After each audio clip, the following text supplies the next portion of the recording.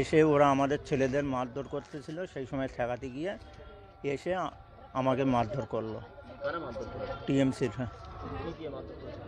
হাতে মানে রড আছে, বাঁশের খুঁটি আছে, কোদালের বাঁট আছে এবং ওরা বোমও চাষ করেছে।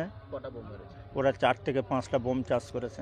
মিটিয়ে নিয়ে আমাদের একটা ব্যাপক লোক যায়, কাঁটাঙ্গা ঘুরতে 4-4টে গাড়ি যায়। এখানে ওনারা কদিন ধরে বাড়িতে বাড়িতে গিয়ে হুমকি দিচ্ছে। আমাদের ছেলেরা বলে সেখানে প্রতিবাদ করতে যায়, হুমকি কেন দিচ্ছি? ওরা এসে লাঠি ছোটা বোম বন্দুক গুলি নিয়ে এসে আমাদের ছেলের উপর হামলা করে। এমনকি একজন পঞ্চায়েত সমিতি ইলেক্টেড ক্যান্ডিডেট এর আগেও হামলা হয়েছে, তারা পুলিশ কোনো স্টেপ নেয়নি। এখনও পর্যন্ত পুলিশ থেকে এখানে মার খাওয়ানো হচ্ছে, আমার বাপ থেকে শুরু করে, ভাই থেকে শুরু করে, মাদার থেকে শুরু করে। ওরা আমাকে পায়নি, এই হিসাবে এসে বাড়ি এসে হামলা করে মারছে।